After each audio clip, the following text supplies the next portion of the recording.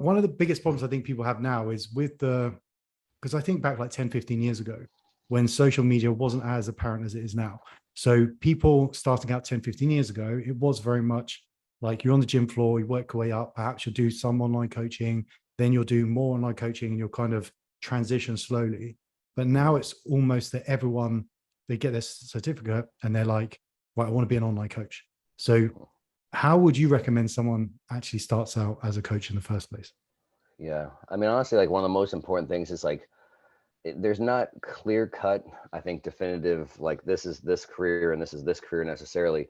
But if there's two big categories that I do think are fairly different, is do you want to be like a coach or a trainer that does something involving training? Or do you just want to be like, the way that I almost look at it is like, do you want to be more like a nutritionist basically? And because Sure. like even before the, social media and the internet was obviously the way that it is now, it's like those professions existed. And I always say the big difference is if you're training someone, you're actually managing someone's body. There's a lot that goes into it. There's some things that literally I think require to do your best or get the most out of someone being there with the person in person. Whereas if you look at someone like a nutritionist, dietitian, or whatever, and now what we think about most like contest prep coaches, it's all about variables and adherence, right? And so if Mm. someone just needs help with general population, might be more help with adherence. And you would think someone like a competitor, or especially a high level competitor, it's more about just controlling all the variables basically outside of training while having some awareness of what's going on. And so I would think it's honestly pretty important for people to, and you can kind of figure out as you go. Obviously, I mean, that's the same with any profession. So you're not like you have to know 100% for sure. And some of it is, I've done some things and after doing them for a couple months being like, nope, that's not it. And that's a good experience as well too. But really, I would start to think about that ahead of time, is what direction do you want to go? And if somebody wants to do purely, again, managing those variables, I think that's easier to kind of start hopping in just to the online realm, because again, it's Sure. not as much really just, control over someone's body and obviously knowing everything that comes with that.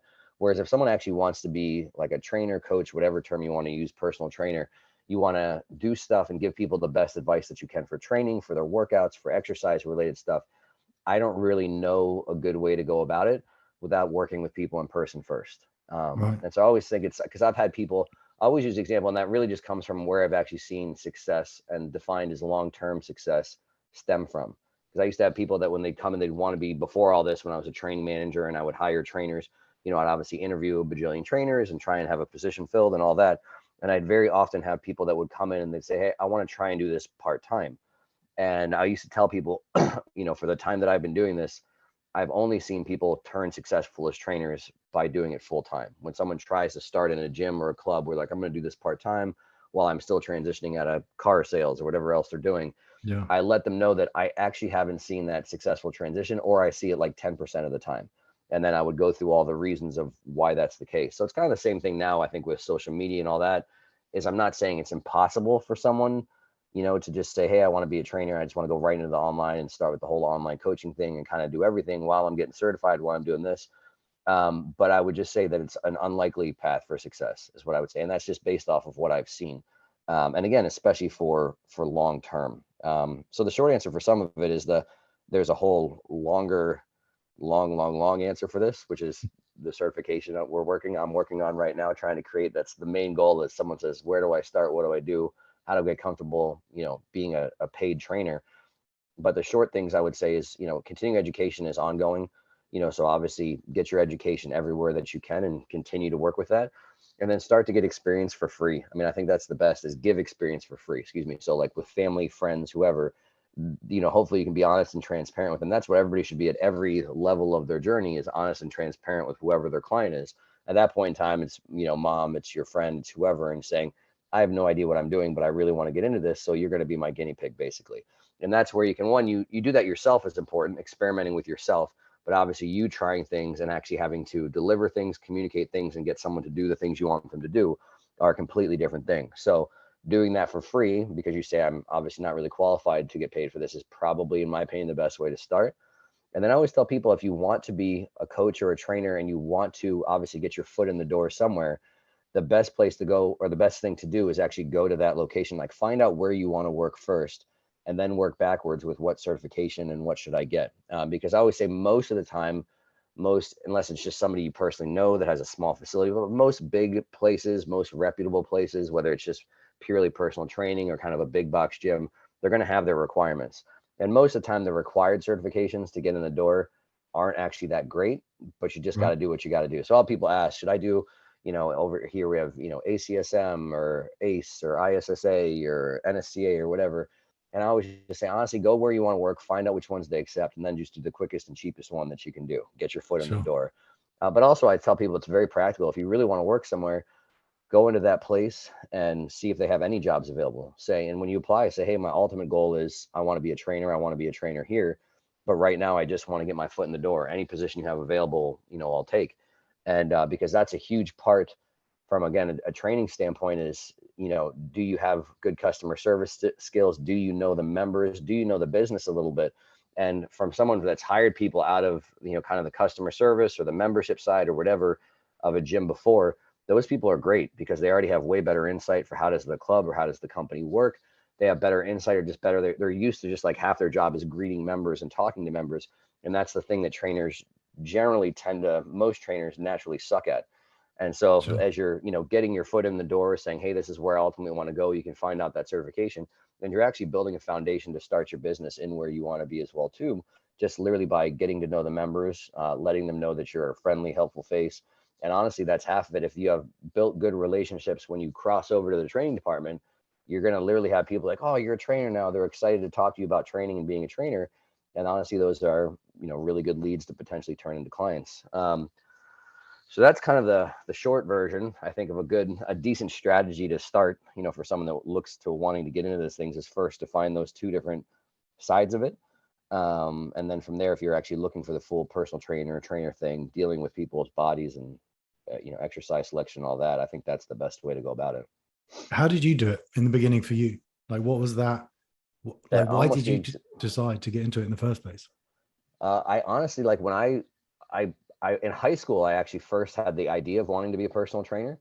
But to be honest, everything that I saw of what personal trainers were, as far as my perception, going to gym. So like as soon as I was like really started to fall in love with this stuff, I literally bought a cheap certification, which I don't even know if I ever finished, because it had like literally. So as I was going through high school, I was like, all right, I'm going to gyms, and I would literally go to different gyms, and then every time I saw trainers, I was like, man, I don't think I want to do that. And I had this notion, and my parents were always generally supportive of everything that I did, but it was kind of just like understood as like, get good grades, go to college, get good grades, and get a grown-up job. I was like, my dad was an accountant and stuff like that. So it's like, again, there was no like negativity or hard push to do that, but that's like, this is just where you go pick a grown-up Sure. job. And so I just kind of had that perception, even from like unspoken things. And then what I had saw and formulated myself was like, well, this isn't a real job. Like most of it was just like, it would be like bodybuilder looking guys wearing like a stringer, training their client, like Yeah. not really paying attention and, eating their protein in between. And I was like, I honestly like that appeals well too. Is I don't really want to, like, I had this idea of I want to have like a grown up job. I want to be able to make a living. And so honestly, like all through college, I went through with just what can I get that will be more grown up. So it was business for a year, and then I was pre-physical therapy for a year, and then exercise science for my last two. And I got into corporate wellness was my internship right out of college. And corporate wellness, for anybody who's not familiar, is basically, large corporations will try and basically find ways to implement things that will positively affect the health of all their employees.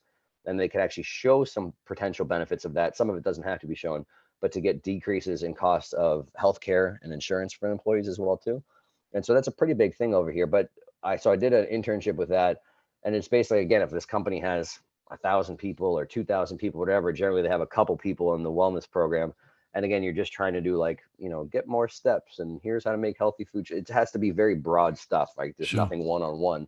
And it wasn't a bad experience, but it was just like, all right, I don't really want to do this, even though that's literally, I picked corporate wellness because it had like corporate and wellness. And I was like, all right, that's as close as I can get to a grown-up job doing something fitness related. And honestly, I had a guy, my wife, Carol, got a job while I was doing that internship. She got a good job where we lived. And I actually met someone at like a health fair or something. It was like just some event that had, a bunch of different vendors and representatives of anything health related. And I met someone from a company that doesn't even exist anymore, but it was a company that's basically kind of a big box gym, about 50 plus clubs kind of in the Florida and Southeast US and stuff. And the guy just said, hey, we'd love somebody that has a degree to be a trainer. I know we're always looking for good trainers. So, let me know if you're ever looking for anything. And that was probably a month before my internship ended. And I'm just like, all right, I'll take this guy's card, whatever. And then at the end, I was like, man, I need a job. And I literally thought, I'll just do this part-time to make some money while I figure out what else I want to be doing. And the only good thing, so it's a medium-sized company, but they have a personal training department and stuff very similar to like kind of like Lifetime, not quite as nice as many amenities, especially as is now, but really, really good people as far as actually teaching me. Like that's when I first went in and I saw and I had mentors that I was like, oh my gosh, like this is a fitness professional. This is a Sure. trainer that like doesn't dress like an idiot, and they have a very structured business that they're actually running, and they present themselves in a certain way. They charge a certain amount. They have this type of clientele. And so again, that was my first exposure. Like, okay, like maybe maybe I can do this. And so literally, so the place that I was at, even though I had my degree, they still wanted me to do like basically this other certification. So it was right when I was starting, that's what I did. I had my degree to kind of get my foot in the door. And then I did just some crap certification that I had to get done to basically be qualified to train there. And that's how I got into it. And honestly, like I said, it was pretty quick though, that I was like, this is pretty awesome. Cause not only like, it took me a while to get like like my really enjoyment, ironically enough, out of training people, because I was training so much general population weight loss right when I started. Sure. That literally like some of that is like, I find like you won't find enjoyment until you actually start to produce results with people, because it's such a different demographic. I'd only trained myself or college students at that point in time.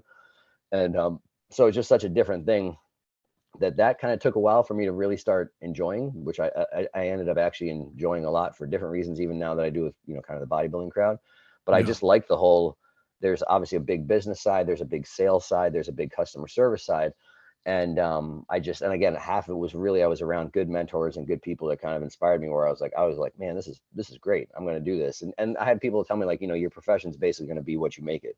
Mm. So again, depending on who you talk to, it's like, oh, is personal trainer a respected profession? And it's like, well, I don't give a shit what anybody else thinks. I'm going to make it a respected profession. And obviously the same with anything. I mean, we got the joke things that are like random to me. There's like people online now giving like makeup tutorials with like tens of millions of people watching. And if I wanted Yeah. to go get my makeup done by that person, it's going to be like 10 grand for like a half an hour sitting or something. So is Yeah. that a respected profession? I was like, well, it's respected for somebody that good at it. Right. So that's kind of how I got started with it. And then I just went, I mean, I was all in right from day one. It's obviously young, right out of school, no kids, just working a billion hours. So How important do you think it is to, whether it's at that level as you go into like a gym floor and then you have a mentor, or even later in life to have like a business mentor to kind of give you the core like fundamentals of like business, customer service, all those things to help you structure it? Is that something, do you think that made a huge difference in the beginning to you?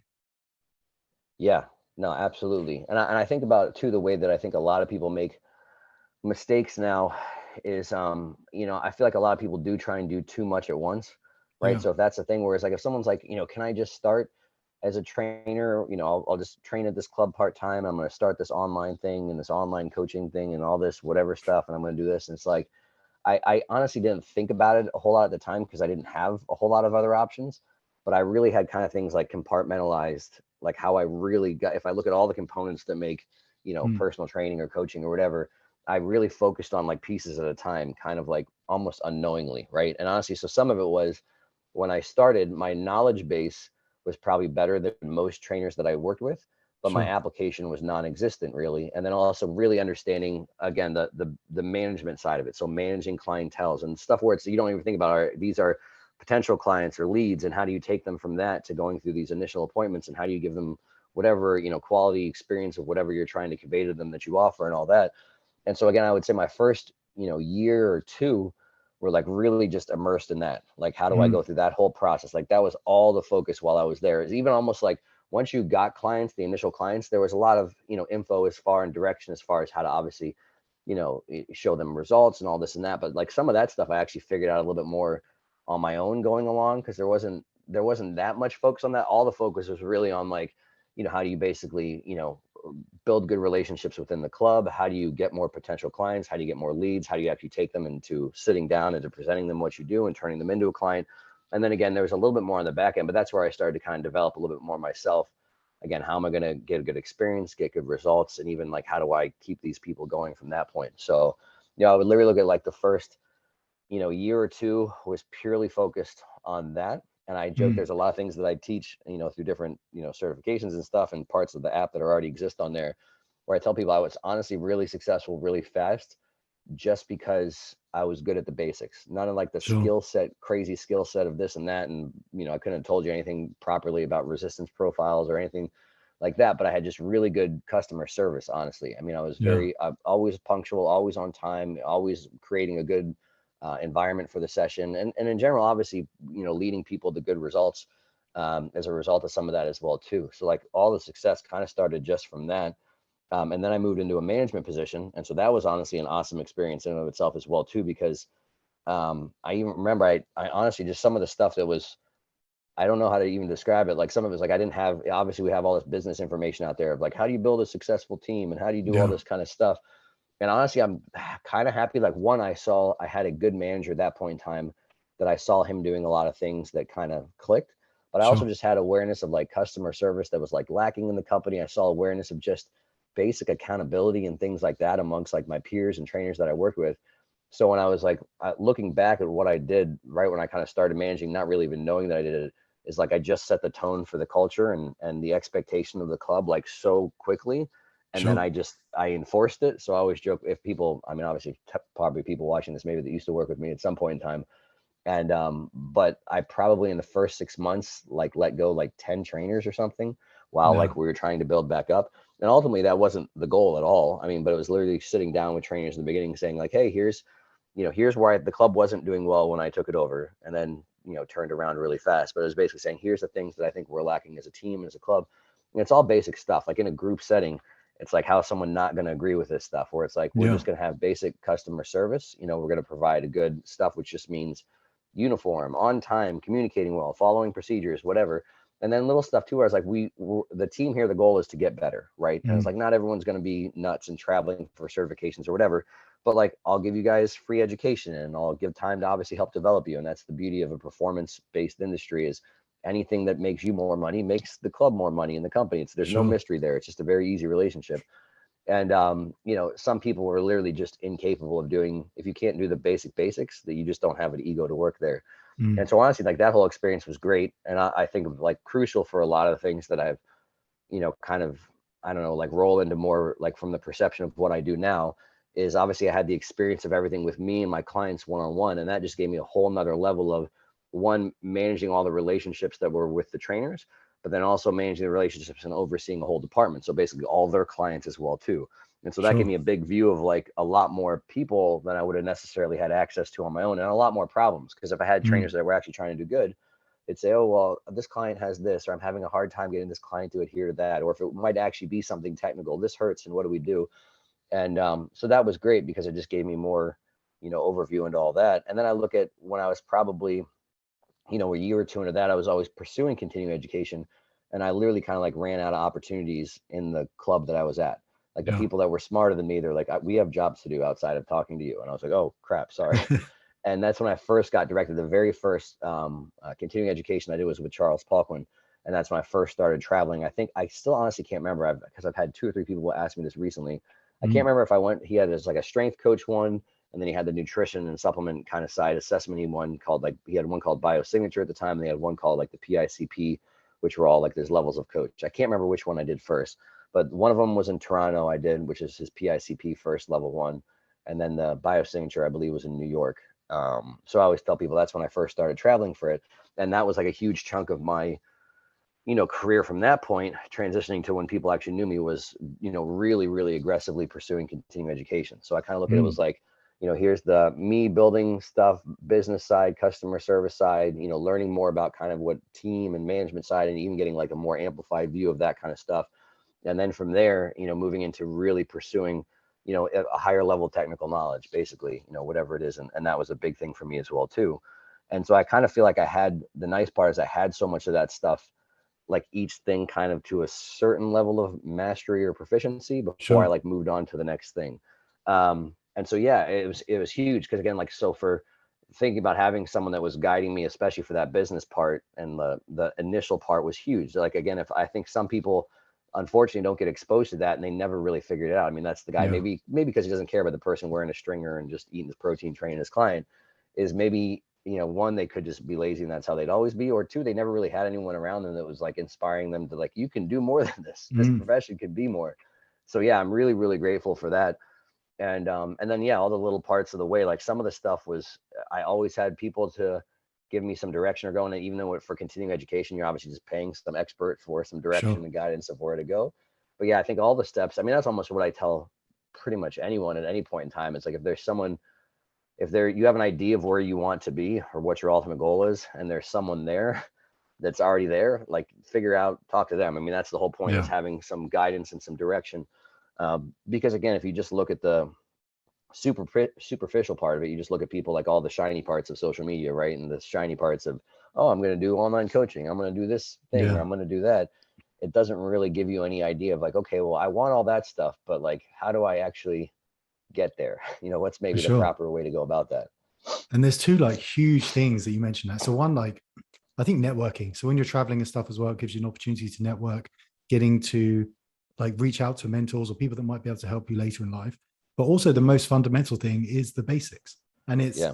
it kind of that you can transfer that to anything. So even if you take like when you've done your competitions before, and Hmm. there's no one magical thing that you're doing in order to look that way on stage. It's Yeah. like years of sets, reps, minutes, hours, days, like Yeah. day in, day out, doing it to get that end result. And I think a lot of people miss that. They want the end Yeah. result without doing the basics. I think people believe there's like one thing that you're doing that I don't know Hmm. about that Yeah. is the special thing that's gonna get me to where you are. And it's not. It's just Yeah. the boring stuff. Yeah. And the funny thing too, I think about it now with like anything in life, right? Like I joke now, my boys are really into playing baseball, and that was never my sport. So it's like I played it a little bit growing up, but like I watch from the outside and watch what they do. And even from like they've been playing it for a few years, it's crazy, like the level of skill, how quickly it goes Yeah. up. And then I've taken them to their first like professional games to watch. And so it's like when I'll joke with my oldest or whoever, like every time we go, like he wants to go throw a ball, like, oh yeah, let's go practice. And then he just wants to do like the fun stuff, like throw me crazy high balls or let's Yeah. pitch and stuff. And I was like, honey, when we went to that professional game, like what did those guys do like when they started? Like everyone's just catch and throw, Yeah. catch and throw, catch and throw, whatever. And so again, with his he's got great coaches and people around him. Like it's the basics, and you like never actually lose those basics, right? It's the people that are really, really proficient. I think sports really translates over, because you can look at Yeah. any of the highest level athlete, and it's like I don't think of anyone, whatever, Michael Jordan, LeBron James, whatever. Like, do they just walk onto the basketball court and just start like doing 360 dunks or whatever, like crazy? Like, no, they're just basics, basics, basics, basics, basics, over and over and over. And that's the thing. A lot of people want to skip that. Like that's skipping the Yeah. reps, right? And For some of sure. that stuff as well too. So yeah, that stuff is yeah, I think that's a huge part. And then, like you said, that's pretty much nailed it. The other part that everyone leaves out, and I think this is some of the way, at least the way I was brought up, and I think in some ways, you know, the way our education system works and the way our schooling works, and honestly, some of it, obviously, I just have to take ownership. It's just my fault. It's like for so long, I just looked at school as completion. Like I'm a Mm, good test taker naturally. So like in high school and when it started to matter, I didn't have to try hard to get good grades. And sure. then when college, when things actually got challenging, I could do okay. That's the first one I would go from all A's to like, oh, I'd actually like do my same level of effort as before and get a B. And I'd be like, Yeah. holy crap, there's this B thing. And but I still, just even in college, honestly had a whole lot of this idea of just like completion. Like I'm gonna go through these things. Mm, And honestly, at the time, it's probably because I didn't really have a whole lot of an idea of what I was doing. And even when I was finally exposed to some people that could give me some more like real life guidance, it took me like a long time to really transition the mindset. And it wasn't really until I was actually doing it as a profession, where it's like so many of the big things, if people look at it from the outside, like, oh, how'd you get to do this and that and there, where you're at, like you said, most of it, the other biggest part is for sure is relationships, like building yeah. relationships along the way. And you just don't realize, like, same as, I think it's probably the same as anything in the world, but the industry is small. Yeah. Everybody knows everybody, and especially if you're active, right? So if I've gone to enough continuing education stuff, or I've gone to enough obviously bodybuilding type stuff, where again, really everybody does know everybody to a certain degree. And how people view you and how you treat those other people and the things you build obviously translate to, are people going to want to do stuff with you? And that's For sure. ultimately how it is. And I find that the two things of advice I give to people too is you should, one, go out of your way to like build those. Like it's tough, Yeah. like in a normal way. So obviously be like polite and respectful. But that's a balance too, where some people, I say, be polite and respectful of people's time. but also be persistent, because there were times too where like I know from my end, and I know from other people that I've seen that are perceivably even busier than I am, like everybody actually wants to help, right? Like we Yeah. all of us like this, and I really do like to help, and I like to be able to, it's obviously fulfilling to have like a nice conversation with somebody that actually wants your help, and you Sure. can tell is actually going to use it, whether it's a comment or an audio reply, or if I'm sitting and talking with somebody in person, like that stuff's great. But then at the end of the day, unfortunately, it's like we only have so many hours in the day. And Yeah. so sometimes the people that I've, that helped, that have stuck with doing stuff now with me, or, come to my stuff or involved with things that I'm doing, they're the persistent ones. They're the ones that are like Mm. kind of always either asking stuff or reaching out. And then again, just doing it politely, right? Where it's you have that Sure. realization that these people are busy. Like, cause that's what I do too. If I'm even someone I have a good relationship with, if I want something from them or I have a question for them, I'll literally make sure that I try and reduce the amount of time on their end. Like I'll literally, like it's same as Yeah. like if I have somebody that has an event that they're doing and I want to go to it, I'll like go on their social media first and like check all their links and go through all their stuff and see, like, I'm not going to ask them any questions I can find for myself, right? I'm not going to Sure. ask them where it is or what time it is. I'm sure I can find that. And then when I find all that out, then I might reach out and say, hey, and I'll even say, I know you're busy. I looked through all this Yeah. stuff. I found out these dates and this and that, but if I come, should I, blah, blah, blah, whatever, things like that. And like I said, I've had times before where I know what my emails look like, same as everybody, like where I've emailed somebody, someone said, hey, you're interested in this, email me.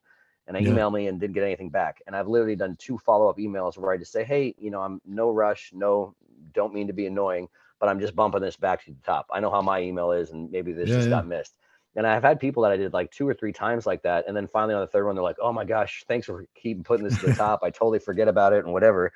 And I literally have seen other times where I've connected people or whatever it is, and they say, oh yeah, I reached out and I never heard back or whatever. And I was like, they're just busy. Just reach out again politely. And I've later people be like, nah, I don't want to bother them. I don't want to whatever. And I'm like, Yeah. well, there, and literally some people, some of those things is like, that was the end of that. Yeah. And so yeah, it's like you said, it's some of the basics, but I also wish, like, again, when I don't know, I just had like this whole perception of like how things worked when you're like, when I was like, again, a teenager and coming up, like, here's how things work when you're a grown Yeah. up. And like, it's just, here's grown-ups doing grown-up things, and here's entrepreneurs doing entrepreneur things and all this and that. And it's like, and here's me, and like, I'm just on the outside, whatever. And then when you're like kind of getting on the inside of some of that stuff, you're like, this is how it works. Like, it's Yeah. like, oh, it's not some weird thing. Like, you do just talk to people, and you do just, Yeah. build good relationships, and all that stuff is actually important. So, that's the balance of somewhere I think it's great, if you can have some guidance from the outside and some Sure. direction where you can, hopefully, all of that, say, here's the mistakes I made, don't do that stuff. If you're going to go to college, don't waste half of it, make use of Yeah. all of it or whatever. But at the same time too, is going through and building those relationships. And but then, like, the tricky side with everything in life is a lot of those lessons don't actually obviously get learned unless you Mm. like make mistakes and then look back, you're like, oh, now I really learned. Right? It's like, Yeah. okay, that's how I'm really supposed to do it. And like, obviously that's just like human nature, right? Like, that's all I think about with my kids now, when I'm like trying to, like, mostly I'm aware that parenting is going to be a result of what they watch me do, but Sure. obviously having communication with them and hopefully like actually having some times where we sit and talk through stuff, and it's not just me like lecturing them. Like, sometimes when I'm talking with them, I'm like giving you the secrets now. Like, this is Yeah. it. Like, I am helping you crack the code. I'm like letting you jump 10 years ahead of all these other Yeah. people. And it's like, and then it's like the same conversations like I heard with my dad or whatever it was in some way, shape, or form. And then it's like, well, I still had to go through it to whatever, right? And so I think about that with obviously anything. It's just, that's the, when people like, oh, don't you get frustrated when someone doesn't want to learn this, or they don't want to hear that, or they say that? And I was like, not really. I mean, it's not just a workout thing, right? That's like a human nature thing. So yes, I it's used frustrating that as humans we still do that, but I used to get frustrated at it. Like I would, because yeah, people would, like family members and or friends would. I don't know if they asked me, or I would just be like, "Hey, here's loads of value for free. How to yeah, do something," and then they would never execute on it. And yeah, and I don't know if it's goes back to that whole, like, because a lot of the stuff I'm telling them isn't rocket science. It's like it's the basics. So do the yeah, basics, and you'll get the result. And I think then they just either think that that's not the way you do it, or they just can't be bothered with like having to go through that to then get yeah. to the end. Oh yeah. And I always think it's funny too, where it's like, it literally just happened. I had a birthday party for my middle boy. And so we had a bunch of like, his friends from school over and parents over. And like, without a doubt, someone will start to be like, oh, like, what do you do? Or, Oh work yeah, out or something like that. And I'll literally have just someone start to unload on me, like everything that they're doing, like with their diet or this, whatever. And now I've just gotten good where I just like listen and I smile and nod and Yeah. wait if there's like any questions or something or whatever. And then like I think like literally like the really random obscure thing, but the way people think about like I have like sitting on our counter, I have like these little like microgreens growing. Oh And yeah. so we had like everyone was like talking to, we're talking about fitness and like, oh, like tell me the deal with these, like what's the secret with the microgreens or whatever. And I was like, well, they're vegetables, they're green. And he's like, but yeah, but like what's the deal? And I was like, they're probably good for you. I don't know. I'm like, I'm just trying to Yeah. eat more green stuff. Like they're right there on my counter. I just rip them off and put them in things. Like I like that. And he's like waiting for this super secret of something. I was like, no, because that's when you get, obviously it's a whole separate thing, but the way people try and label food, I was like, there's things Yeah. that are just generally good for me. I'm trying to eat them, right? I'm not going to like have this specific promise or outcome or hope that I'm having from these microgreens. I'm just going to eat some green stuff. But yeah, it's funny. I think I thought about, which you made me think about again now, which is I want to say this was some advice from, if anybody doesn't know, really famous strength coach is Jim Windler. I want to say this was a story from him or a coach that he had or something. But basically, one of the best things I've heard from a coaching standpoint, I want to say it was, and if I butcher this, somebody else can tell me later this is wrong. But he was saying he had a coach or something when he was young that was coming up. He went in the gym and he wanted to get strong. He wanted to get jacked. He like the outside, nobody else knew this, but obviously him looking back internally, he had adherence and commitment. He was ready to Mm, work. And so he went to the coach at that point in time and said, hey, I want to be big. I want to be strong. What do I do? And the coach said something like, go do like good mornings, like the exercise good morning or whatever. And yeah. he goes, all right. And so he literally goes over and start doing good mornings or whatever. And said he came back the next day to the coach. He's like, I want to get big. I want to get strong. Like, what do I do or whatever? And he's like, go do good mornings or whatever. And so he's like, all right. And so literally goes and he's doing good mornings or whatever. And comes back like again 3 times in a row, basically has the same type of thing. And he's like starting to get kind of frustrated at that point in time. But he's like, I just, whatever. I asked him, and this is what he said. So like the third time, literally he's like, I feel like the coach doesn't like me. He's brushing me off. And then literally by the fourth time or something, he came back. The coach is like, all right, like now I'm going to give you some more stuff. And he started to like spend all this time with him. And he said the coach had, whenever students would come to him and ask him for something, ask him for help, he would just give them one thing. And Yeah. he'd repeat that one thing 2 or 3 times and then go see if they'd actually do it. Because that's the thing is like you could have this, if someone says, hey, Joe, how do I get jacked? And then Mm, I just like, all right, sit around. We're going to have this 2-hour story that's going to yeah. be 1% of it. And then, like you said, you have that whole conversation where you're trying to help somebody or whatever. And it's like at the end, like they just walk away. And, the next day you see them eating a giant fucking hamburger and they were just Yeah. asking you about all these nuanced nutrition things for a certain period of time. And so I thought about that at some point that in some ways, I've utilized that concept in various, like, when you have single touches or interactions with people, if somebody really seems like they want help, because that was even the point. He's like, I always would tell students to go do this because they wouldn't really know why. And he's like, honestly, it really had nothing to do with good mornings, but I Sure. would just actually see if someone's going to follow through and do the things that I did. And so he said it turned from a coach that he thought was kind of being a jerk and brushing him off to him figuring out, oh, this is how this coach figured out where he was actually going to spend his time and effort with athletes Mm, or with everyone there. Because again, if you same thing, you'd spend half an hour this day, half an hour that day. Imagine, especially if you've got 30 kids or 50 kids or 100 kids, and you'd basically just spread thin. yeah. And 99 of them aren't using anything, and the 1% that would use it, you're still only giving him the same amount of time. It just gave him a much better direction with where am I going to put time and effort and stuff. So it's kind of a good concept that I've used at times when people are trying to like, have these long conversations. I'm like, well, just start with this thing and then see if I ever have to Yeah. follow up with that. And if not, then whatever. They didn't really want to know anyway, right? That's a cool way to do it. And so with Yeah. like giving value, helping people, at some point you made the transition from gym floor to online. And so how did you do that? What was the process? How did you get online? Um, so the first thing that I'll say, obviously, our mutual friend of Ben Pikolsky. So for people that don't know, I moved up to Tampa I honestly had very successful, very comfortable position. Well, I was basically, no one's going to know this, but like an hour south of Tampa, hour and a half south of Tampa, I worked. And I was like a department manager for personal training, like over a club, as well as helping with other clubs. And it was actually, the decision ended up being a lot tougher than originally intended to, because basically as I was resigning to go and try and start something with Ben, the owners who I was very close with at that point in time were like, oh, we were just like getting ready to move you into this basically almost like partial ownership position or partial whatever. Like we're again at that, when I started with them, they only had 2 clubs. So it was like there was personal training department, meant Mhm. me and one other club and helping out another manager a little bit.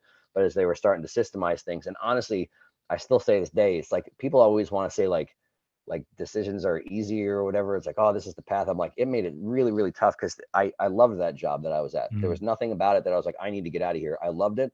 And honestly, to this day, that was like the best owner I've ever worked for, the guy that still owns the company. And now I half joke, I'm like, did I make the right decision? The joke is yes. But they now are like the largest, they might be the largest franchise owners of Oh Crunches in the wow. US. So they own Crunch. And I think they own the rights to like everything in Florida, and I don't even know how many clubs they have now. They have like Yeah. dozens and dozens of clubs, and I knew that ahead of time because that's why it was tricky. Is like, well, one, I really like working for them, and two, I know that they're going to be really successful because still, they're Mm. like that was someone that I learned a ton from probably like the best like operators, like gym club operators I'd ever seen, and some of the best systems and customer service and culture around gyms, and he had done it several times. So it was just like he had bought like at some point in time like a medium size something and built it to, from one club to like 10 clubs, and then at the peak of the market sold it to a bigger company, and then Mm. he started one of the first women's only gyms in our area as well too, and that at some point in time grew to be same thing, dozens and dozens of clubs, and at some point in time he sold the rights to franchise it. He franchised it and sold that, and then basically sold parts of the actual clubs that he had, and then started over again with Crunch. And honestly, he was like, I was really debating retiring, and he's like, but I like it. He's like, that's happened. Yeah. He'll be the guy that literally just likes people so much that he'll just like, he likes to go into gyms just to hang out with people, not really to work out, just to like hang out with people. He's the same guy that like, he likes going to a bar and will like talk to strangers, like the Sure. exact opposite of me. And so I'm like, this guy was just awesome. So anyway, kind of a longer story short, it was really, really tough decision to come up and work with Ben, which was a completely different thing. Why did you, But of Joe? Why did you leave it?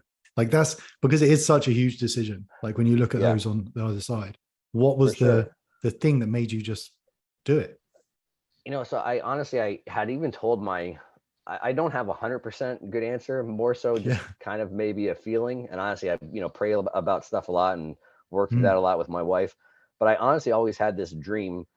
And I joke, I had this when I was talking with a group of trainers, just said something a couple weeks ago, where I told my wife, I don't even really, I kind of vaguely remember it, but I remember, my wife obviously started dating me despite being a workout weirdo. Like literally, she come into my room and it's like this fucking bodybuilding magazines and Arnold shit on the walls, and I'm obsessed with it like a ding dong. I even joke like half. I don't know if I've told people this in public. My wife half like gave me a backhanded, not even backhanded, basically just gave me like an insult. One of the first times we met, like we were like, I didn't look like a bodybuilder, so it's not actually an insult. But like when we first met, I was probably 20 years old, and like I was very lean and looked very good with my shirt off. I'm 5'11. I probably weighed 180 pounds. So obviously Yeah. 5'11, 180 pounds, you don't look like you were a bodybuilder with your shirt off. But I was obsessed with bodybuilding. And the first time I met my wife, I was with a mutual friend, and I was thinking about doing a natural show at that point in time. But I was like, I only told that to my friends. It's not like something you tell girls you're just meeting. And my No. friend is an asshole. He literally goes, "Oh yeah, Joe's thinking about doing a bodybuilding show." And my wife, so we worked through it, we got over it, but at the time the first thing out of her mouth was like, yeah, what, like the lightweight division? And I was like, if you could think of the worst possible thing to say to a 20-year-old that's basically been working out for 5 years like an insane person, just Yeah. to hopefully look like they work out, I was crushed. But anyway, so I had told her at some point in time. Then I joked later on, we were at her apartment, we played some cards and hung out together, and we all went in their apartment hot tub later. I took my shirt off and I saw her checking me out. So I was like, take that. Nice. I won. And so I'm like, I got abs under this. I don't have any muscle, but I'm shredded. And but anyway, so that's a really good tangent. But the tangent goes for, I remember at some point in time when we were, probably within a year or so of being together, dating or whatever, telling her, she was like talking about like what I obviously want to do. When she met me, I had an exercise science degree, and she was always very like, my wife is not like someone, I don't know how like other wives actually are, depending on what you see on social media. But like, Yeah. when you see like the people, they're like, we're like the king and the queen and we're building our empire together and all that. I don't know if that's actually Yeah. true. I'm sure some people are like that, but like Carol is just always like quietly like supportive. Like so I told her, I was like, honestly, if I could have a job when I grow up, I'm like, I would love to train professional bodybuilders. And I was like, but, and I literally was like, Charles Glass does that. He's the only person I know that does it. And I was like, and he's already got the job. So I don't know that I can do that. And I really just had this idea of like, that would be awesome. Like if you ask me right now, it'd be Yeah. awesome. Cause I already had this reality. I'd trained with enough people to know that I had pretty shit genetics, relatively speaking, And so knowing that, I, even for all the normal training partners I'd had for 5 years of training, that everybody got bigger faster than me. But so I realized I was like, I already knew ahead of time, whenever I was working out and I had training partners, I was always the people leading the workout. And so I was like, Right. people would always come to me with questions and always come to me with this stuff. And I was like, all right, well, I have something that, and I kind of understood how other coaches and athletes relationships work. I was like, sometimes the best coaches are good because they have to think more. They have to like find their way Sure. a little bit more. And so I remember thinking like, I really think I could do this job because, a lot of bodybuilders just are bodybuilders because they have great genetics. And so I remember telling her that. And, as I worked in like the normal big box gyms, I always slowly built like a larger and larger demographic of bodybuilders, Mm. which was like basically like you just didn't do that. Like everybody in like clubs you went to, I'd have people that would basically be like, one, there's no money with bodybuilders, so don't bother with it. But then two, there was always this idea, even when I was slightly bigger, 200 pounds or 210 pounds starting as a trainer, I was way smaller than all the bodybuilders. I was always smaller than the people I wanted to work with. So there was this whole thing too, where like no trainers ever talked to the big guys in any of the gyms I ever worked at. And I Sure. was like, those are exactly the guys I'm going to talk to. And obviously there were some times where there's a little bit of resistance, which I understand of like, I'm bigger than you, shut up, and that's kind of always exists to some Yeah. point, which again, I kind of understand Yeah. where it comes from. But then I had people that were obviously, they either saw the way that I train, saw the way that I work with clients. I offered them something for free. They could see some immediate, oh, this guy's thinking, and this is this thought process and stuff. So I first started actually just, that was my favorite client to work with, was like the biggest guy in the gym that nobody else would work with. Yeah. And then obviously, as you know now, the funny part is that of course it makes sense, but I had some clients that had crazy money that wanted to get jacked as well too. Like the joke is, yes, technically it's not as big of a market as weight loss, but obviously there's people that are financially well off that like that as well too. And so I was kept on moving more and more the direction. I got the most enjoyment out of training that demographic.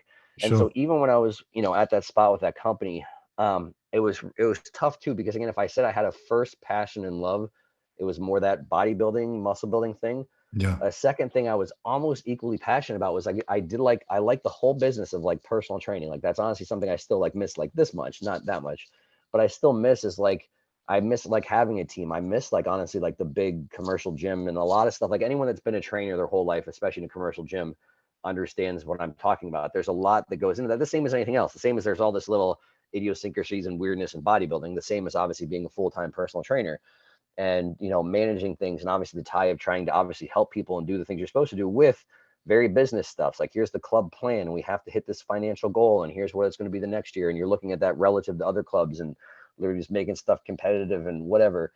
And I liked all that. So it was like really came down to, it was never like oh, this is an easy decision. It was like something I'm currently doing that I really want to do, but the direction that was taking me I think would have been more and more out of one-on-one contact. So as the Sure. clubs grew, they basically needed someone to help systemize everything for training. So even when I was talking with them at the time, they were like, we'll always let you have a certain amount of time like training people were really Mm. nice and accommodating.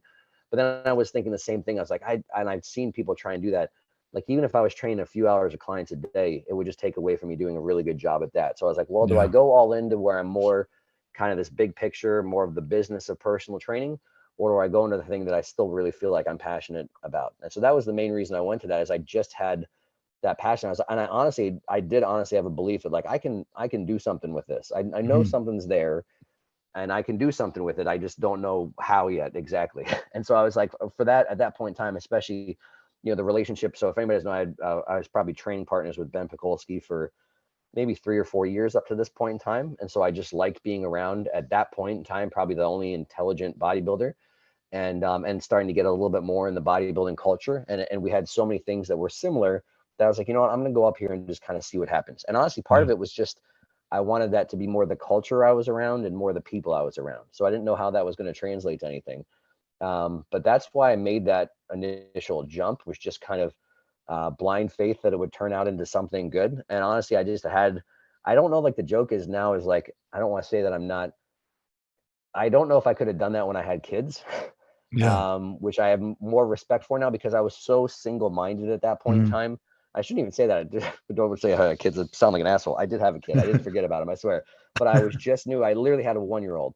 And so it was like literally the way our schedule was. We didn't have school. We didn't have whatever, all that kind of stuff. So if I had been where I'm at now, I don't know if I would have had like that level of like single-mindedness and confidence that like, I'm going to make this one thing work basically no matter what. Sure. And then the short story of how I started to transition to online stuff was, Ben finally, I never wanted to do social media because I looked at it for all, like, again, the very surface stuff. I just see like other people's stuff and I'm like, this looks Yeah. like crap. It was all like fluff and like, hey, here's a picture of my bicep. And especially then it was like in its infancy. So there was not really a whole lot of value. It was just like people Mm. literally showing their physiques mostly. And then people like, oh, I like their physique, follow and thumbs up, whatever. And but I remember Ben, obviously there were people doing YouTube, there were people using other platforms for more educational purpose. And obviously Ben was a big part of that. And so I remember the time him being like, just start doing something. Or he'd even said that prior to that, right? Prior to me coming up. He's like, get on. And I was like, always reluctant. And I was like, what the hell am I supposed to do on there? And he's Yeah. like, he goes, literally just establish yourself as an expert.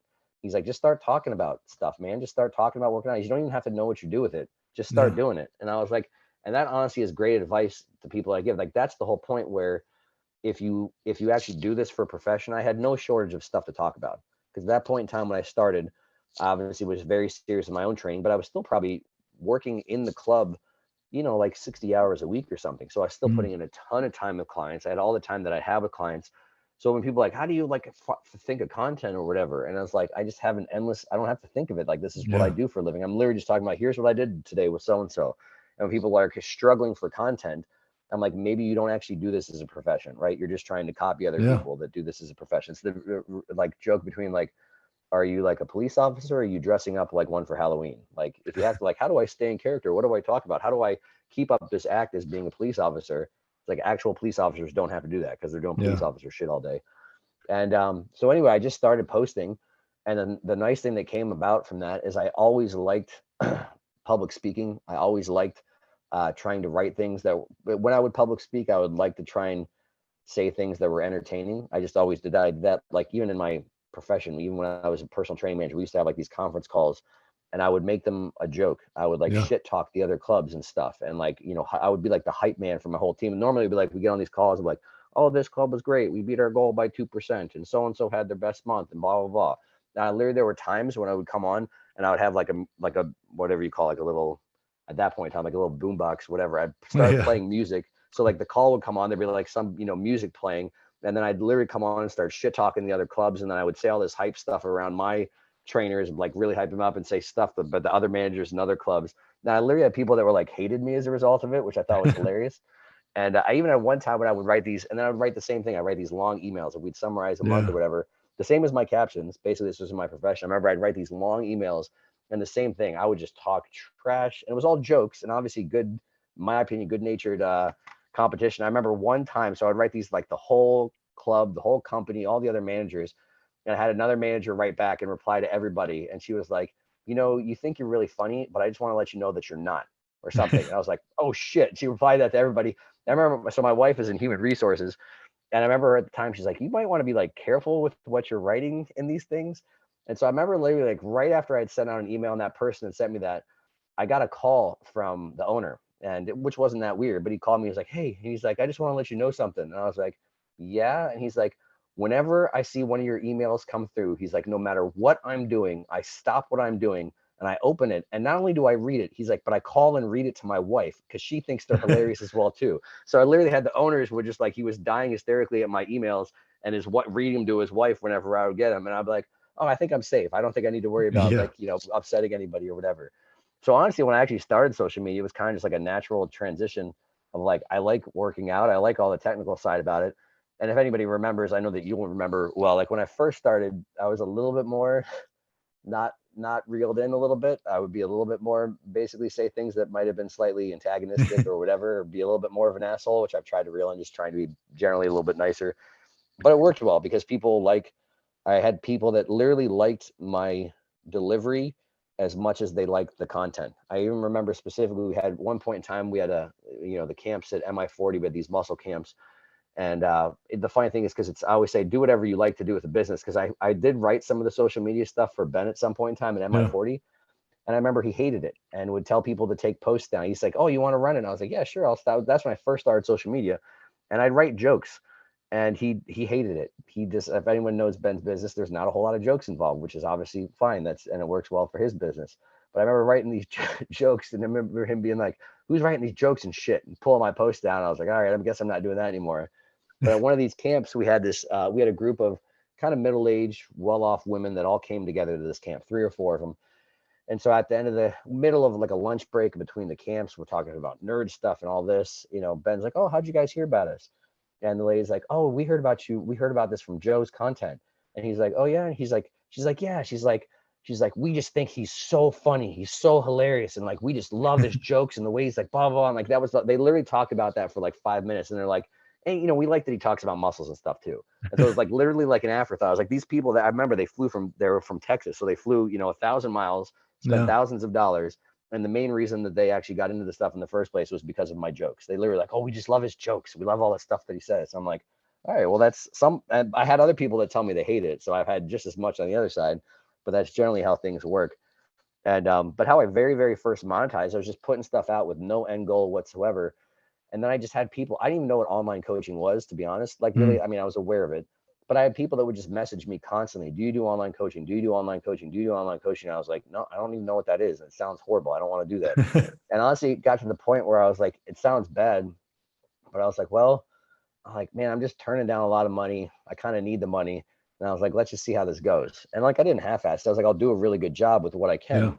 And so literally when I first started doing online coaching, I already had like 150 requests that I had to go back and through. I'm like, oh, here's what I'm doing. And here's my pricing. And I've been holding off for this long or whatever. And, so that's one thing that I tell people if they're thinking like, how do I do something online, is like, you shouldn't have to figure it out too much. People should ask for it. And if no one's asking for anything, probably not a good time to try and sell something, right? Because if they don't, because that's what I had people that were literally begging like for me to do online coaching. And so the short story of that is I did online coaching and I did not like it at all, because I like obviously having control over a person, what they do and how they do it, much more than all the paper stuff. And I found like online coaching was almost all the paper stuff. Even I had some great clients that had great adherence, got good results. So much of it was just like hand holding and babysitting. And I'm just like, I'm not hand holding and babysitting. I don't really feel like doing that at this point in time, especially with someone that I don't have any impact with outside of the conversations of hand holding and babysitting. So I stopped doing that. But the whole thing I always say is when I first got into stuff is I had people requesting stuff is how I started to like determine what do I want to do and what do I want to offer. I think it's wise for people, again, because if you don't have anybody asking for more of your stuff, and this is when people, I think when they launch a program or they launch whatever that no one's asked for, and they're like, why did it do so shitty? Why isn't anybody buying it? I was like, nobody asked for it. They didn't ask for it for free. Like, why would they ask for it, then want to pay money for it, right? And so I think that's something that people tend to miss, is to some degree, if you're good enough at something, you create enough value, you establish that's all established expertise is. If you really are good at helping people, creating good experiences for your clients, producing good results, then you talking about what you do to do all that should be very apparent. This person is an expert. They know what they're doing. They speak to it confidently. I can clearly see the positive outcome from it. And other people are going to want that, and they're going to ask for it, That's exactly actually how Kahunas came about. Was I for years would have people, it got to almost like a daily occurrence where people would DM me and they'd be like, hey, I've been using Joe's app and I love it. Can you build me an app? And then I'd be like, yeah, sure. It's probably like $300,000-$400,000 at this point, like to get it to that position. And at that point, obviously the conversation just goes dead, because most people don't have like $300,000-$400,000 to throw into an app.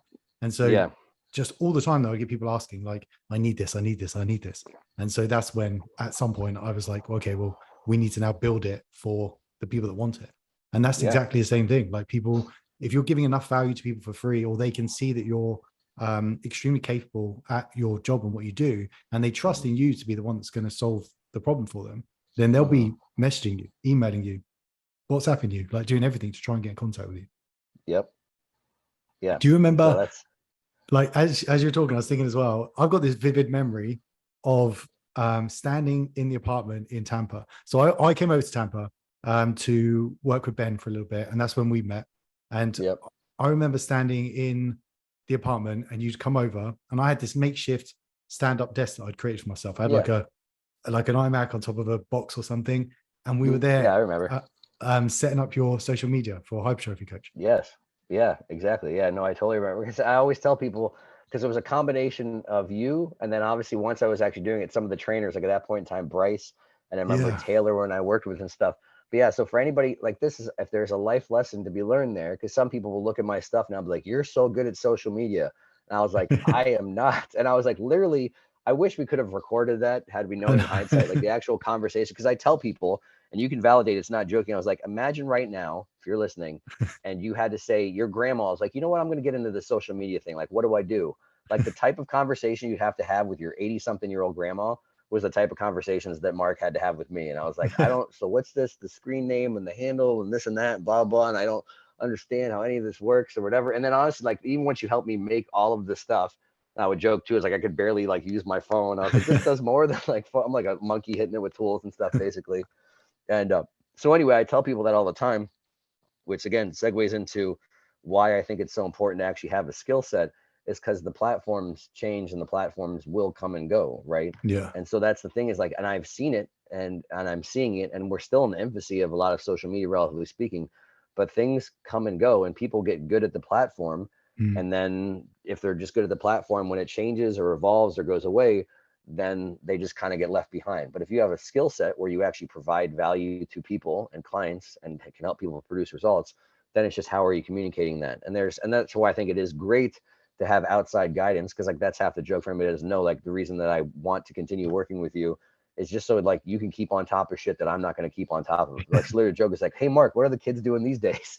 And that's the point of it, is like obviously that's like you said, it's like with a lot of things going through, I think you should go through some things. And that's the beauty of, again, some people talk about the bad side of social media or whatever we have going on, which there's obviously some negativity associated with everything. But the other thing is like everyone's so connected now that if you're good at building relationships and all that kind of stuff, then eventually you'll be in positions, I think, where you can find people that are doing what they're passionate about. And by them doing those things and working together, allow you to do what you're passionate about and ultimately make everybody better at their own things. As opposed to the same thing where if I have to spend my entire day trying to figure out anything remotely technical or this or that, or trying to stay ahead of things, it's like there's just not enough hours in the day. And even if that's your only thing, you're still not going to be as good at the one thing as you could be, right? It's the whole, jack of all trades and master of none. If you're trying to do a little bit of everything as opposed to just having focus on one thing. And I remember joking too, then like as soon as I was like taking this back to MI40 and I'm like, I have like Instagram. I remember talking to like Taylor, and a Taylor Jordan, for anybody who knows, a bikini competitor, bikini pro. And at that point in time, I think she had like 50,000 followers, which for me having zero was like, holy shit. And I remember Bryce at that time had like, and I didn't understand it at all. Bryce had like 1,000 or 2,000. I was still like, do you know all those people? And I was like, how did you get 2,000? I don't even understand. And I'm like, literally when you do it, you're like adding friends from your contacts. It's like, I got my mom, I got, someone else I knew from middle schools on there. And so anyway, the whole thing was just, it would have been really entertaining to document that whole process of me getting started on all that, having absolutely no idea what the hell I was doing. What do you think was like the turning point for you? So with social, because there was a period as well, like when you first started out where, I don't remember exactly what happened, but we had a period of time where you kind of started up and then we kind of stopped for a bit and then we went back to it. But what do you think was the pivotal moment for you that kind of gave you credibility online and helped you then to push forward with it?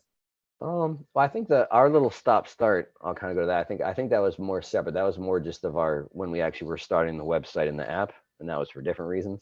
But like the social media, I honestly feel like the only barrier was literally physically starting, like literally like and it's the same with anything, right? I mean, that's just like not the same as anything, but obviously one of the biggest hurdles for anything new in life is literally just take that first step. And it's so cliche, but it's literally just like, okay, like push, I'm going to record this video. This is going to be it. I still remember what my first video that I did.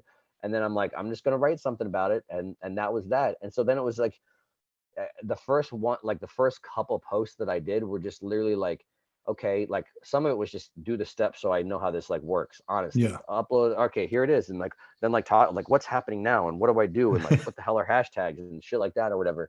But then like literally like pretty quick I was like, oh, I'm like, oh, okay, holy shit, I've got a ton of stuff to film. Like I never had like lack of whatever. I was always like at that point in time, because I had all this stuff that had never been anywhere. Like my only issue now is I have the mistake of not wanting to feel like I'm repeating stuff, which is obviously stupid because I literally won't repeat things. I've literally never like reposted a post that I've had before. And watching from the outside now, I realize how many people just like repost their most popular posts. Like I've seen some people that I've known them for a year and they've reposted the same thing 5 times.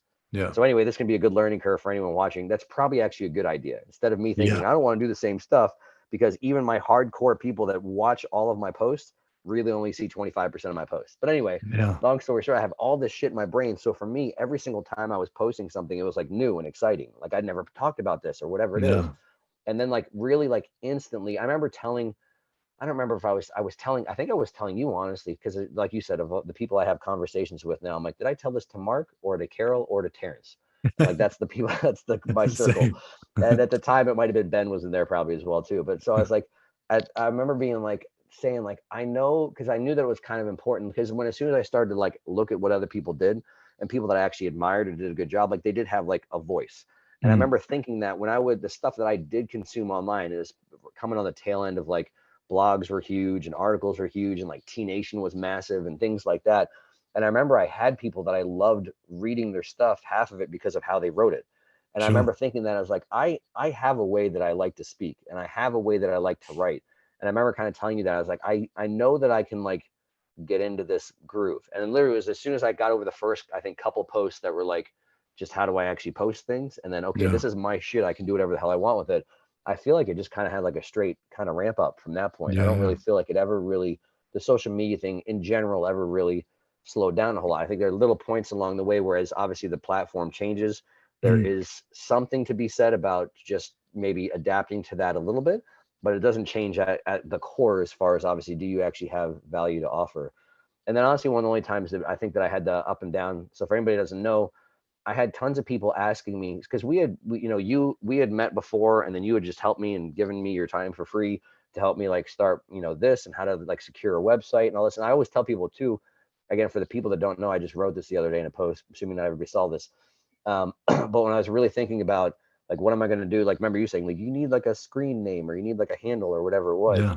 And at that point in time, I had gone through so much Paulquin stuff. And I remember Charles Paulquin telling the story of how the term or the title strength coach was made. And it was like basically before strength coach. And I think that term was probably made in maybe the 60s. I could be wrong. Somebody will tell me if I'm wrong. But basically at the time it was like a fitness, it was like fitness professional or personal trainer, whatever. It was like people that were doing like aerobics and shit. And people like, there wasn't really a strength coach. I worked just with athletes and making them stronger. So Mm. somebody coined the term, like, I'm not a fitness person, whatever these other people are dancing around leotards. I'm a strength coach.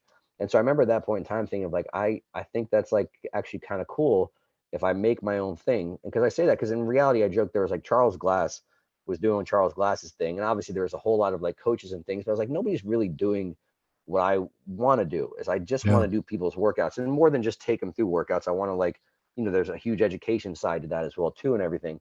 And so I remember thinking like hypertrophy coach, like that's cool. And I literally remember like Googling it, and I tell people this day, when I Googled it, the words didn't exist together. And I was like, Yeah. holy shit. I remember telling you when I finally came back, it's like, I think I got a name. And I remember you being like, you're not gonna be able to get that. Somebody's got to have it. And I was Yeah. like, well, I already looked on Google and it's like really not there. I remember when you were helping me to do the name, and then Instagram, you're just like, holy shit, I can't believe this is like still Yeah. available or whatever.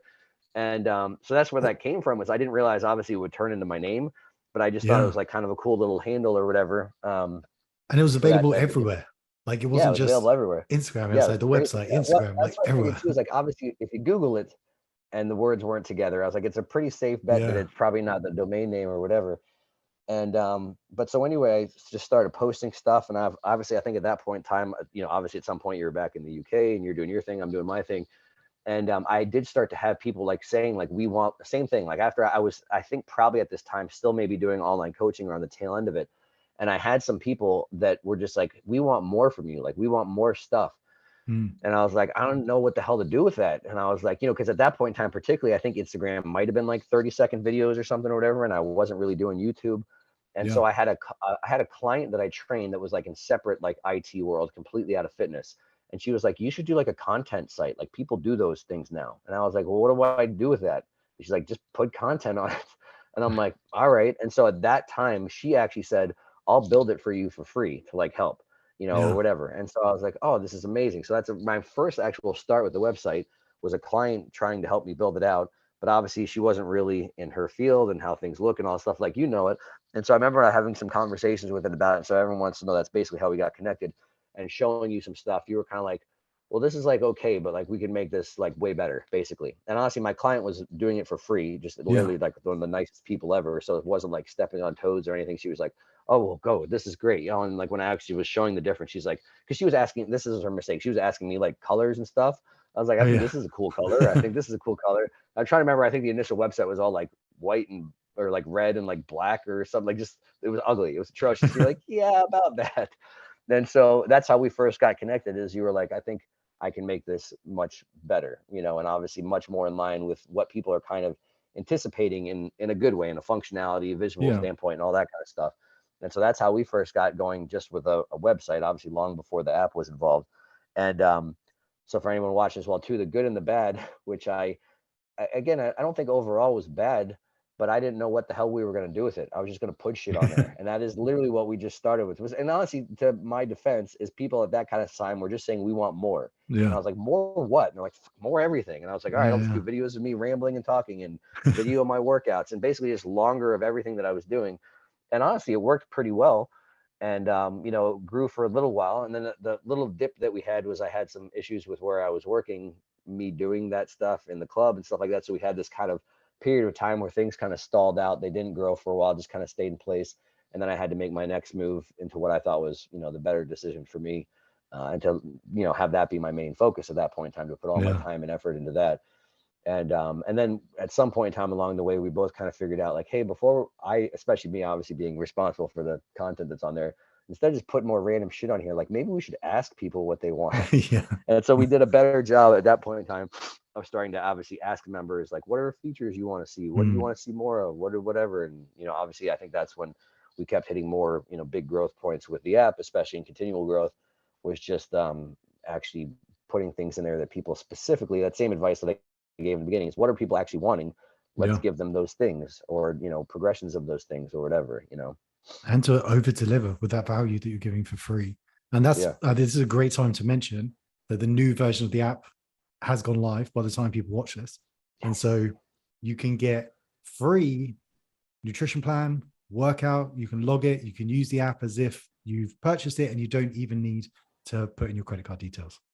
Yeah, which is pretty awesome. Yeah, I think you're the only person to do that. Nice. Yeah, and obviously the stem from, you saw all of it. So how we put together some marketing. Maybe you guys will see it at some point in time. But it was true when I was like thinking about stuff, and we've talked about this a whole lot, is I think some of it, obviously, that's, I used to tell people, like with even training clients, like one-on-one training a client in person, like there's this sales component. And Yeah. people get deterred by the sales component. I used to have trainers say, I don't want to be a salesperson, I just want to help people. I was like, what's the hardest part of getting you to help someone is getting them to start. Yeah. And obviously, so part of that is, one, not just financial. Everyone thinks it's financial, but yes, so you have to get them over the hurdle of, you just need to start, and I'm going to help you do that the right way. But then also you have to overcome a financial hurdle. Not only are you saying, hey, you got to start, but you also got to start and you got to pay me money. Yeah. And so from a training standpoint, it's like, this is why you have to, it's not a salesy thing. It's just an understanding how humans work, and what are the things that deter people from starting something or whatever. And you need to be good at overcoming those. Cause I always would tell people, I was like, if we're going to use the term sell, just so you know, of like, how many people that you don't sell do you get to help? Like, the Yeah. answer is none of them. They're gone. They never come. And that was my thing too. So you'd always have people that would say, oh, I'm going to try it on my own or do my own thing, which literally the percentage is like the most, in a gym, people that start a gym and try it on their own, Yeah. it's the most depressing percentages of turnover ever. And I'm like, I just, from a business standpoint, you don't want turnover, but obviously our business and helping people are hand in hand. I was like, we want them in here. We want them doing something, whether it's with us or not. We just know if it's with us, it's going to be a much higher level of success. And so anyway, like that's kind of the stem. As I used to have, there's a whole bunch of ways, obviously, to get people over that hurdle and get them to start with a trainer. And I used to I had a mentor that said, I used to have trainers, literally, they'd have people on the floor, would ask them questions, and they said they, in some way, shape, or form, would say they wouldn't answer them unless they were a paying client. And I was like, or literally, they wouldn't tell them something unless they were paying client. And I was like, oh my gosh, like, and I remember Yeah. having a boss just saying, like, if they can't realize like how many levels of dumb that is. But then you also say too that some of it is, one, that being short-sighted, but some of it too is, if you feel like you can give too much for free, it means you don't have enough to actually offer in the first Yeah. place. And honestly, it's like, and that's, you realize that too, because again, if like, obviously I've been talking about this nonstop on social media now since 2015. I haven't run out of stuff to talk about, right? And if anyone goes on the app, there's tenfold whatever I've talked about anywhere in public place on there as well too. So that was kind of the thought, obviously, with the new onboarding, is like, even if, and honestly, for people watching, we intend to give away more in the future within the next couple months, even on top of the plan of training.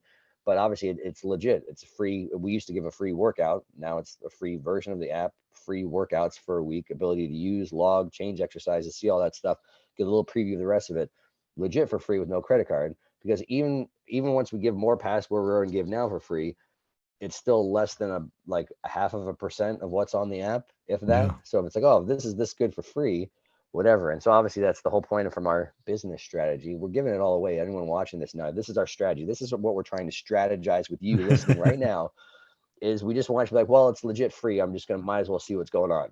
And then ultimate goal is like, holy shit, this is all legit free. I really didn't have to put a credit card in sometime. And then maybe at that point in time, you'll just think I'm so nice and you want to help me out. And you know what? I'm going to buy this for Joe. Just for that, if no other reason. Or also if you want some good workouts and some good results and all that as well too. But I mean, it's the same thing. So it's all that kind of stuff where it's, half of that. And I know the same thing. There's been times that I don't even have the barrier of wanting to purchase something anymore. We've talked about this a whole bunch of times. I'm like, I need to get that or whatever. And then I just like keep putting it off in my brain. If it's something where it's like, I have to go get my credit card or I have to do whatever. And again, it's that other business. Wouldn't they think that's hilarious? That like, there's a person out there that literally wants to give us money right now. If I went and knocked on his door and he could hand me money, so he didn't have to do anything, he would be a client right now. And so that's some of the other thing, obviously, we're trying to do, is make it as seamless as possible for people to try it with boop, push a button app, as opposed to having to go get a credit card, have to go pay or whatever. And then down the road, if you want to pay, then you can go boop and then give me some money to feed my kids and groom my beard. So awesome. So also on that, Joe, with the app and giving value for that, I do want to talk about what you've got coming up in the future and what you're working on right now, because a lot of the stuff that you've talked about throughout this podcast is in helping people who are trainers and getting started. And what are you putting together at the moment that's going to be coming out this year? So our big thing is the Hypertrophy Coach University certification. And so basically actually turning it into a trainer cert. So for anybody that's on the app now, people will be familiar with, I've had this idea for a long time. And then honestly, when 2020 happened, I was like, you know what, I'm just going to put some of this that I already had in mind on the app, and just to give it people something to do that can't work out now or whatever. And so I kind of jump started it and gave like a little sneak preview, which I'm actually grateful for, because as the time has passed over the next 2 or 3 years, I've spent so much more time with trainer development and realized, obviously, like I said before, like even talking about my story when I was going from where I was to MI40, it was like not like an easy decision. It was like what at that point in time was my number one passion, was something like right there behind it that was like a close second place, which was all the business side, trainer development, all that kind of stuff. And so as obviously, I'm sure some of it's a little bit as me transitioning out of my own personal, bodybuilding career or whatever. It's not even a career that ever happened, but my own bodybuilding competition, and like getting people, and obviously I'm sure some of it comes with me having perceived more eyes on me or more success or whatever. People more and more, I get tons of questions, that same thing. How do I do what you do? How do I become a trainer? I mean, I get those questions every single day, same as you said. And so with that time, I've even had more time to really think about what are the things that are the barriers, people literally going from my thought processes, obviously, first and foremost, just being from, I want to be a trainer. What the hell does that look like? To, okay, I want to be comfortable starting in a gym and everything that goes along the way in there. And then kind of touching on as well too, like there's a whole bunch of different career paths there, but they all stem from the same thing. They all stem from, really understanding your client, understanding the demographic, understanding, why they have the goals that they have, understanding those goals. And again, some of that stems from those things we talked about, the basics, the foundation of, good customer service, good communication, good management of expectations. And then honestly, I'm glad I had the couple years kind of from the jump start to this, where I had a lot more technical stuff originally included. And I'm realizing that almost has to be kind of like a separate thing. Like that stuff is just for, hey, if you want stuff that's just neat and nerdy and adds 1%, none of that stuff actually makes someone a successful trainer, in my opinion. It doesn't make someone a successful online, whatever. I even joke too, because if like somebody's doing it better, I don't have a product for that. So that's the thing too. I've told people a billion times, I plug Tom Purvis's company, Resistance Training Specialist, constantly, because even as I was doing some more technical stuff with biomechanics, and anatomy and physiology, I was like, Tom has done it better, and he does it better than everyone in the industry. And I was like, I'm not really going to keep pursuing that super technical thing. If anything, I'm going to address more of that with, let's take this to the gym floor and kind of integrating those two. But I've decided to make the certification much more about like literally how do I just be a successful trainer? Whether that means, which comes down to the two easiest things, is what produces a better experience. And you could say client or customer or whatever. What creates a better experience for my client or customer, and what creates a better, gives them better results, obviously, as a client, as a customer, whatever that need is that they have. And really focusing on, that's the whole goal of it, whether you're doing it online coaching or you're doing it, again, mostly stemming from, I want to actually start at a gym. I want to be comfortable actually going in. How do I get clients? How do I take those clients from potential clients, turn them into clients? How do I actually take those clients and give them good results and keep them over time, or whatever it is? And all of that too, then once you get really, really good at that part, then helps you with all the rest, makes the rest kind of effortless, right? Sure. Where it is like, okay, well, if I have all this great ability to actually communicate with people and help people, then the things that people see as the superficial, shiny stuff of social media, that part's easy. And honestly, some of that part too is even when I'm like, because someone will say like, well, how do I build an app, or how do I do whatever? And I'm like, I don't want my certification to be about that. I'll say, okay, Mm. well, you figure out how to be a good trainer, and then go see Mark and get kahunas, and then you've got the app, right? And stuff like that. And honestly, and then I'll have things, I'm going to have stuff included where, I probably have about a year of experience doing online coaching, right? So I can speak to that and fairly accurately, but I intend to include when the different parts, when I get very specific of, okay, well, I think I'm going to teach everyone to be successful, basically floor trainer, and expand off of that. But if you are one of those people that's like, you know what, I really want to be, that person that, just manages variables. I want to be an online coach. I want to be more nutrition or dietitian. Then like still like 75% of the certification, all of it will still benefit you, but Mm. 75% of it will still benefit you directly. And then I want to have other people involved as well too, whether it's even directed to them, where it's like, look how good these people are at being online coaches. That's their whole job. All they do is they Sure. manage clients all day. And then ultimately people that do that with a team under them, because that's the goal with that as well too. You want to manage Mhm. your clients all day, doing what you like doing, making money, sitting in your house, kind of having your own schedule and doing all that thing, all that appeal. And then at some point in time, you get so damn good at it, you're like, I just can't take everybody anymore. And that gives you the opportunity of kind of, obviously, the way I've scaled my things with how I give people information is give you the ability to scale things with potentially having, an online coaching business or something, which again, I consider that kind of separate, obviously, of what I do or what we do. Sure. So anyway, yeah, that's the certification. And it's been, again, it's finally, it's in production right now, being filmed as we speak, not this very second, but being filmed as we speak. And it's been good, because it's, as I'm doing it now, it's like half of it was like people, so you can learn from my poor business decisions as well too, for anyone watching. It's like I tend to over plan, and then I over plan never ends because I'm never happy with it. And that's, Mm. Mark can speak to that sometimes, like especially content like this, is I'm like, there's just so much stuff I want to get out. I get so caught up in like, okay, well, there has to be a, cohesive direction to it, and obviously something Sure. that's user friendly and makes sense and addresses everything. I don't want to leave anything out, and I don't want anything in an order that doesn't make sense. And so I spent probably way too long planning a lot of this. And then I get to the point where it's like, you know what, it's never going to be perfect, and whatever the hell that means in my brain. So, the planning is 90% good. And so now we're just cracking on. And then I obviously realized, hey, I can refilm something, or we can change the order later, or even once it launches, we can change something, and it's not the end of the world. But I have a hard time with that. So, but anyway, yeah, that's in production right now. And that really, like, I have questions every single day. I was answering the question driving back home from dropping my kids off at school on my app about someone asking, I want to be a trainer. Like, how should I start? What's the path that I go Yeah. on? And that's really, really, the probably one of the big key demographics. But then I talk about too, everyone that'll help along the way. You get trainers that are stuck, they haven't progressed in a long period of time. You get trainers that do want to, like, why do I have a hard time transitioning to this, online thing, or the social media thing, or whatever it is. And it's, again, we talked about, people want to skip the foundation stuff, and Yeah. that's it. That's the foundation. That's the certifications for the foundations, the basics, and then obviously, knowing where you need to get the reps, on top of that type of stuff. And then streamlining all of it as well too, because that's the whole thing with the certification. I have right in the beginning of, when the first couple of videos, I talk about, there's a little initial setup videos, what is the course about and stuff, but then I talk about my goal with every single video. And there's like kind of two parts to this. Is every single video is like, well, one, what's the purpose of this ahead of time? Like, why is this in here stated right at the beginning of the video? And how does this translate to, my client getting better results or a better experience? And Mm. so the goal is for none, because I took so many certifications that, again, it's have the ACSM, LMNOP, that have these letters and they sound cool. And you read these textbooks and you're just like, some of it's just like, I'm like back in Yeah. school and reading a textbook. How does this actually help me help a client? And in turn, help me make more money?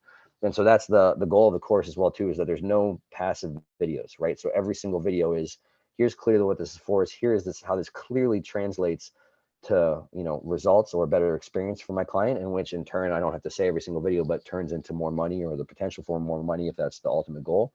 And then I can go a little bit of a step further, where the way that I'm trying to teach the structure of every video, you know, I talk about is concepts and principles, which hopefully if you understand, as opposed to here's this exact specific thing. Concepts and principles can be applied to, you know, 100 different people. The same concept and principle applied 100 different ways to 100 different people.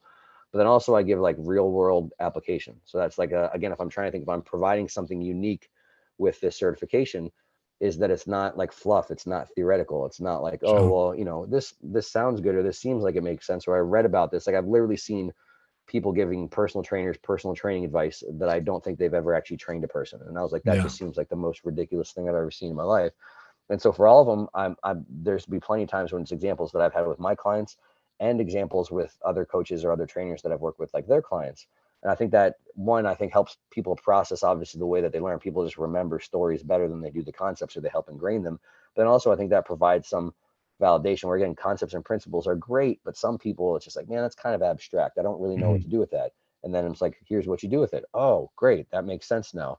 And so one, I think hopefully helps people process and better have a way to apply all the stuff that's in the certification, but also again, provide some validity to it as well too. It's like, the only reason I'm telling you this is because here's how this translated to this exact better experience or better result for a client.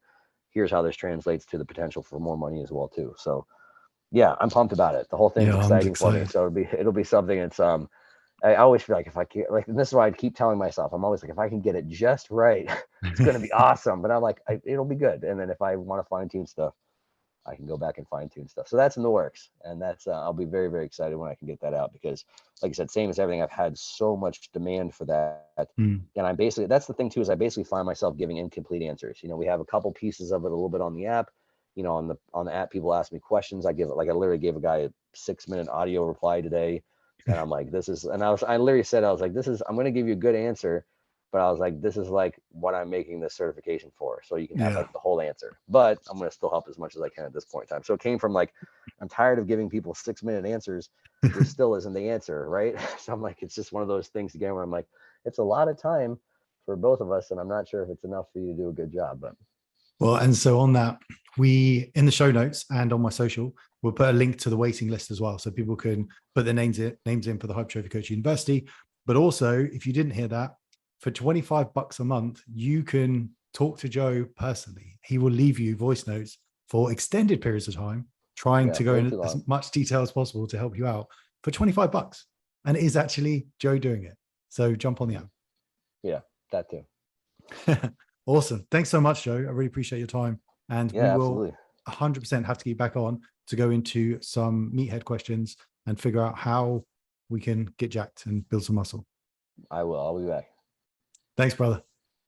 Thanks.